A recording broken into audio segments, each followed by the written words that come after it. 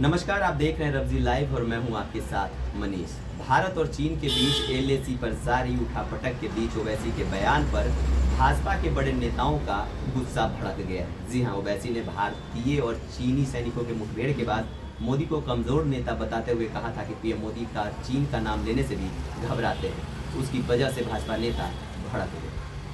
आपको बता दें कि ओवैसी को खड़ी खड़ी सुनाते हुए केंद्रीय मंत्री गिरिराज सिंह ने कहा कि पीएम मोदी को गाली देते देते हुए देश को गाली दे रहे हैं, सेना को गाली दे रहे हैं। उन्होंने कहा कि पीएम मोदी को तवांग मामले में गुमराह किया है, इस बात पर वह घूम घूम कर बाइट दे रहे थे। लेकिन जब इस लोकतंत्र के मंदिर, इस लोकसभा को आतंकवादियों ने उड़ाने की कोशिश की थी और उनमें जो हमारे जवान शहीद हुए थे, उनकी याद में जो श्रद्धांजलि दी गई, उसमें वह दिखाई नहीं दी।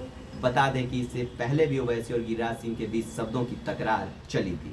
उस समय गिरिराज सिंह ने कहा था कि असदुद्दीन ओवैसी के डीएनए में जिन्ना है और वो जिन्ना की भाषा बोलते हैं। गिरिराज सिंह ने कहा था कि उनको हर अच्छाई में केवल बुराई नजर आती है। वही उन्होंने यह आरोप लगाया था कि ओवैसी केवल मुसलमानों को बहकाने का काम करते हैं।